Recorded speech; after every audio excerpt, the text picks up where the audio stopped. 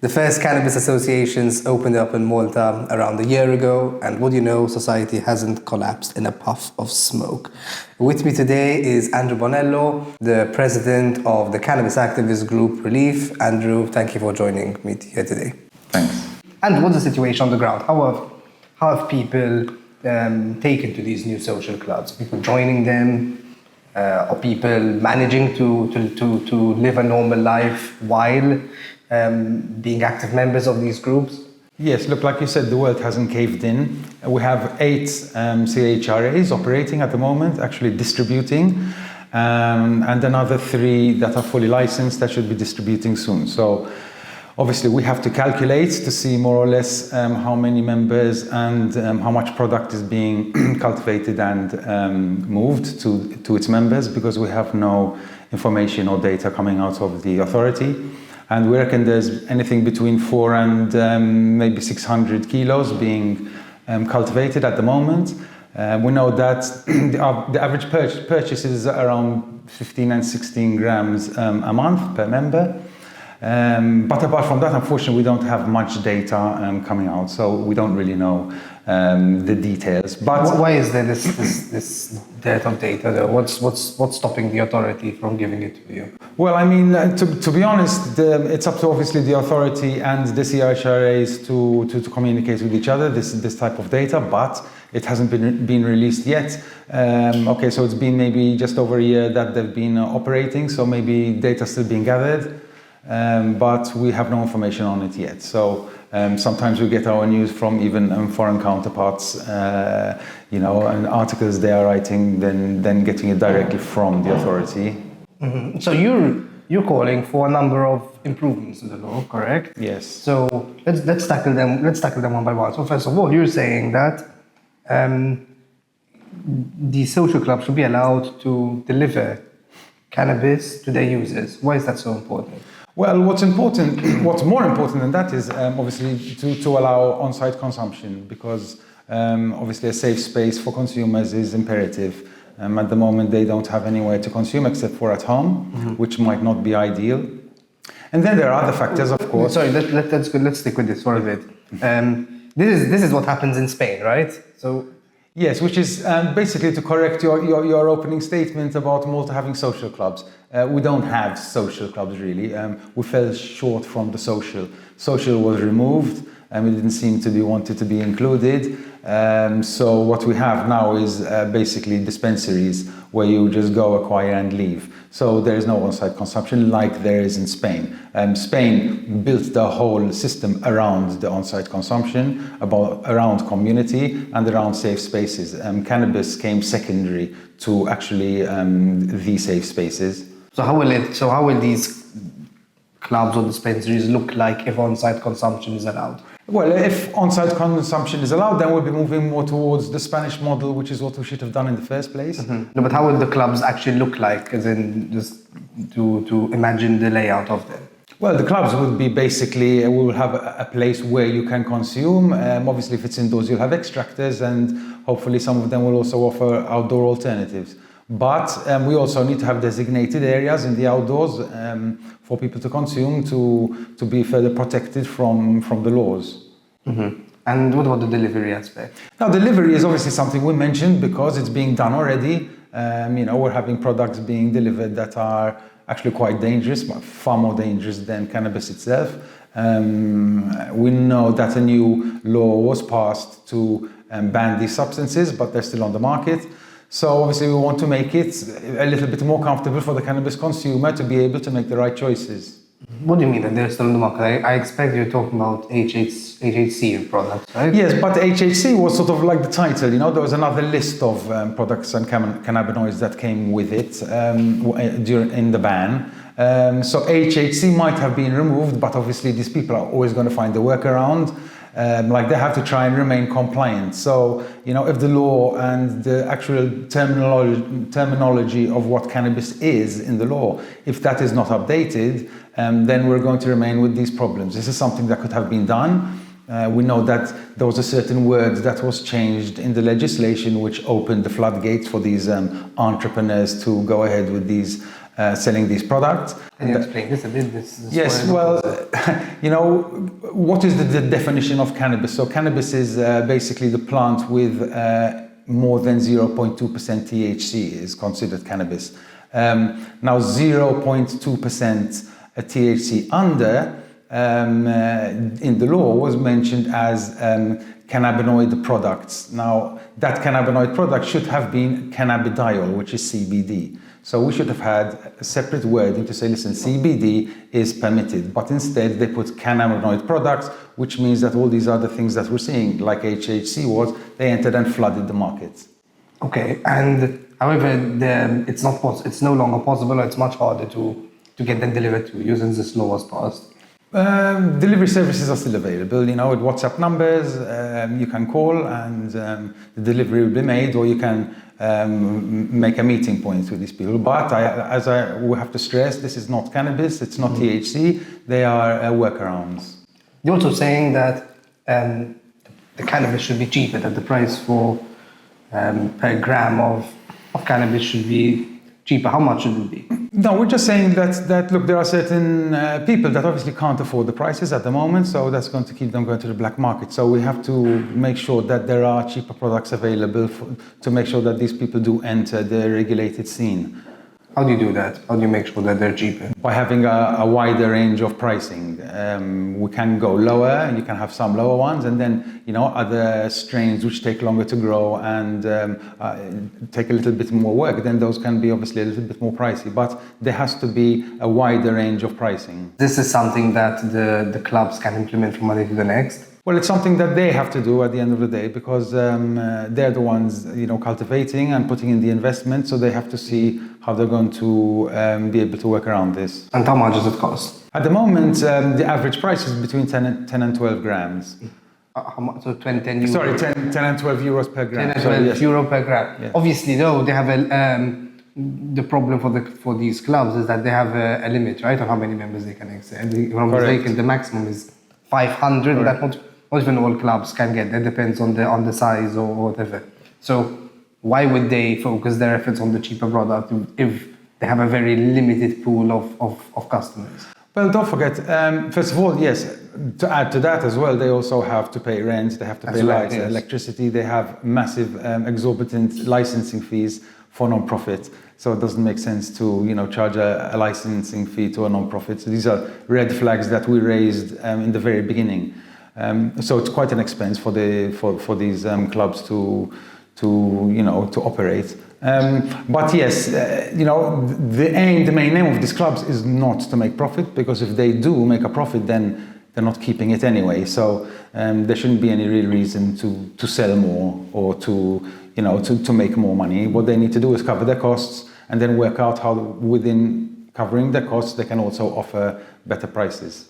What about edibles? Should they produce more of them? They're not being produced at all at the moment. It hasn't been regulated, so edibles are still on the black market, as are other products like hash and oils and resins and things like that are not available. But the authority has toyed with the idea of introducing resin, better known as blocka or hash, to the market within the first quarter of this year. So that's something positive. And do you think edibles should be included as well? Well, edibles, I think everything should be regulated. We shouldn't leave anything out. What we leave out is basically going directly and being presented on as a silver platter to the illicit market.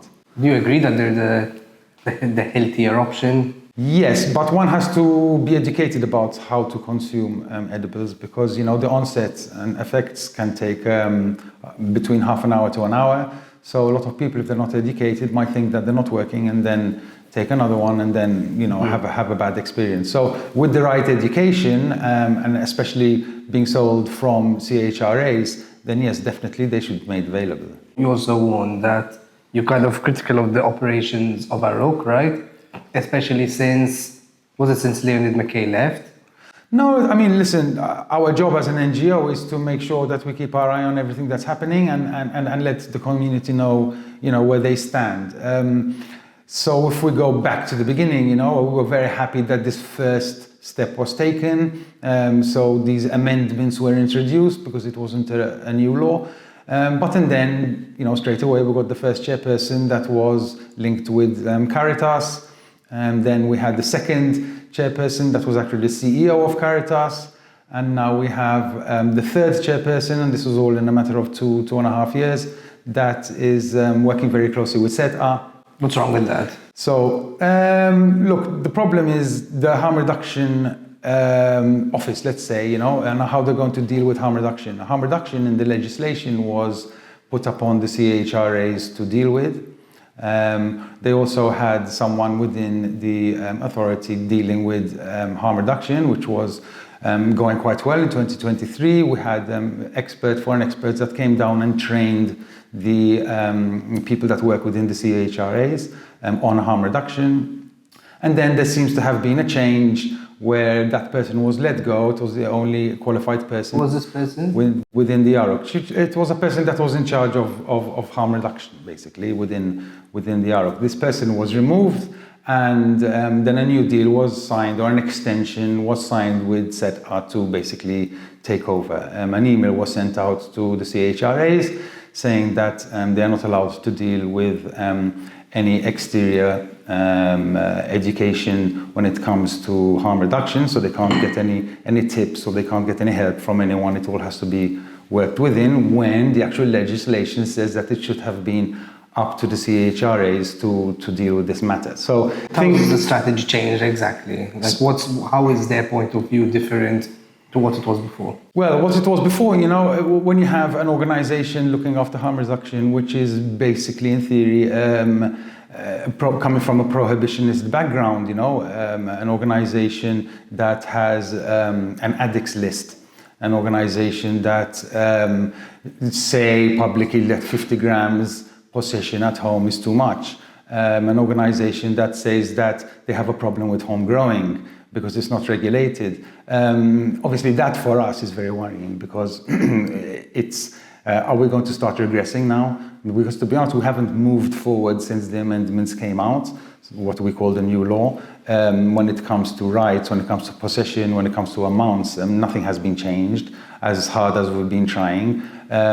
So now having this organization now going to be looking after certain aspects of harm reduction, then for us that's obviously very worrying. Isn't the real problem, though, the fact that the government started off this whole reform by calling it a harm reduction approach, yes, rather than just saying, look, we're legalizing it for criminal justice purposes. We don't think people should be charged for possession of cannabis, and we need to provide a space for them to purchase it legally, yes, without bringing up harm reduction. Because the moment you bring up harm reduction, obviously it makes sense for organizations like SETA to play a very active role in the reform, correct? No, I disagree, because organizations like SETA are focused on abstinence. That's how it's the same as Caritas and OASI to a certain extent. They base their therapy on abstinence, where harm reduction is different. Harm reduction is actually dealing with people that use drugs.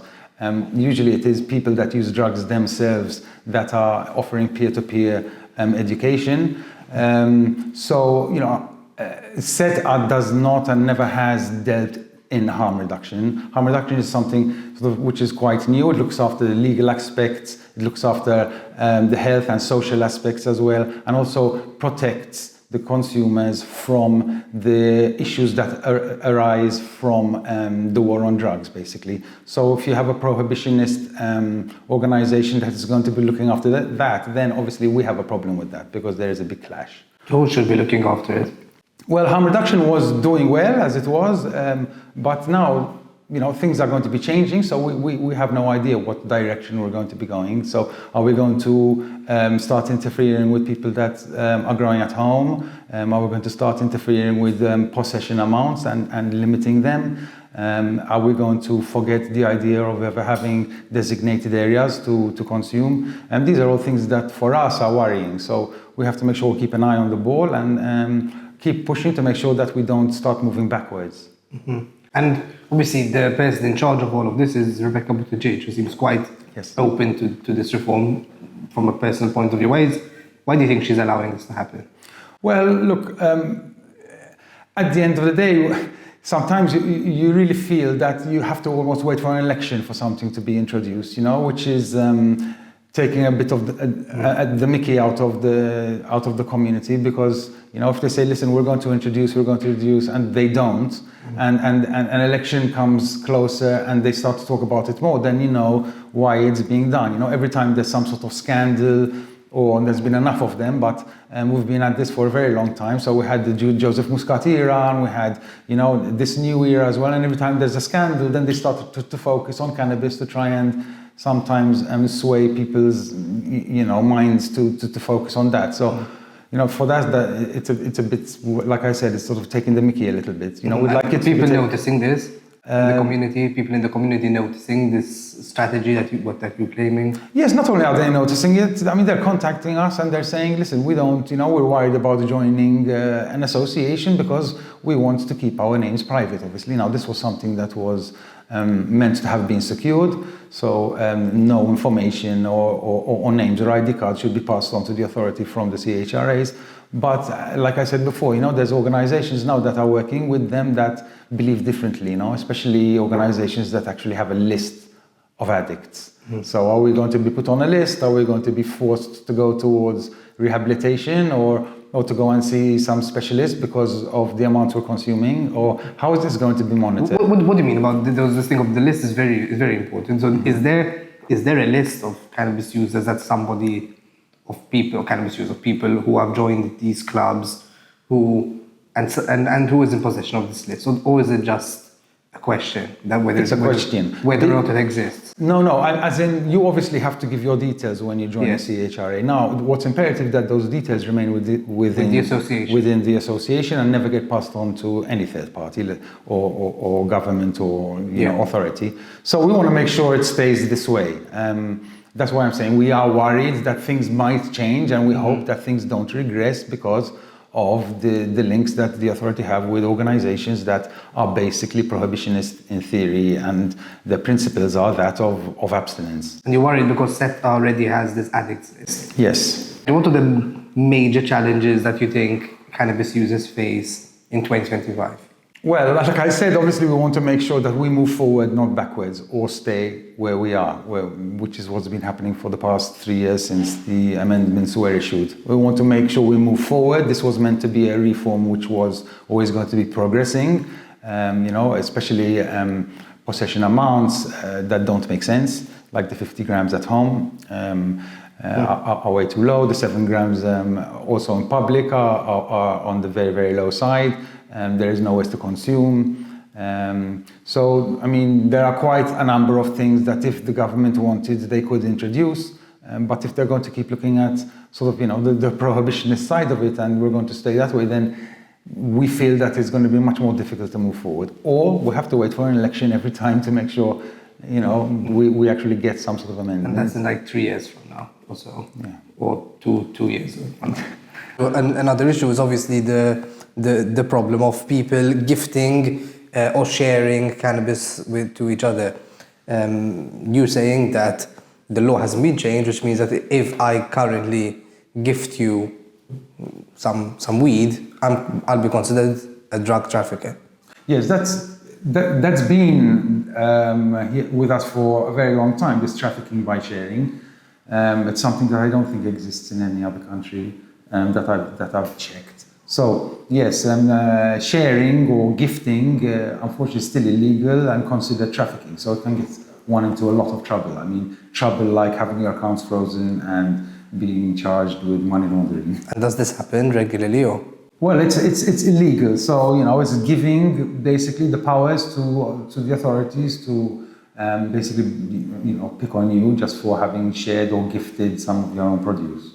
Mm-hmm. And that should completely change. It should be removed, really, in our opinion. It just doesn't make sense, especially in 2025, to just have this type of law, especially in a country like Malta, where we are meant to be progressing on cannabis laws. Mm-hmm. Speaking of money laundering, there was the case of Andrew Agius that he was this prominent doctor in the field. He was arrested and charged by the police a couple of years ago, and his accounts were frozen. As far as I know, correct me if I'm wrong, but the case is still ongoing, correct? The case is still ongoing, and it'll probably keep on going for a number of years because we're used to these kind of things over here. They drag on. So yes, his accounts are frozen. They raided his private practice, and they took his receptionists as well. They took them to the lockup and they strip searched them, literally stripped them. One of them is actually a grandmother. So it was quite traumatizing, disgusting in our opinion, and it's something which the Attorney General is still pursuing, and they haven't dropped the case yet. So his case is not the only one. There are others like him. Because they get in touch with us, and some of them are really heartbreaking stories. So this is something that could be fixed. We hear the Prime Minister saying that people shouldn't be dragged to court for, and just, for no reason, and injustices are happening. Then maybe we can start with, the pensioner who's going in and out of court for having imported 2 grams of CBD, or this doctor who's basically had all his accounts frozen. Mm-hmm. That unfortunately, Robert Abella's statement seems to only apply to his ministers and government officials. If you had to say something to the Attorney General, if she was in front of you right now, what would you tell her?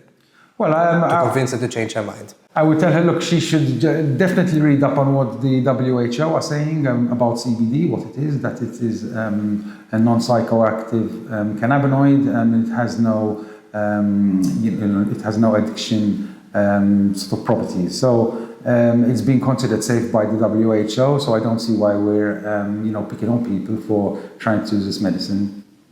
There's also another thing I'd like to bring up is the issue of the CHRA's visibility to the public. So they're not allowed currently to speak to the press. They're not allowed to have their own social media accounts. They're not allowed to promote their products. I mean, they can send their members messages on WhatsApp, but sometimes that's the only thing they can do, so they annoy them by sending them messages every single day. Mm-hmm.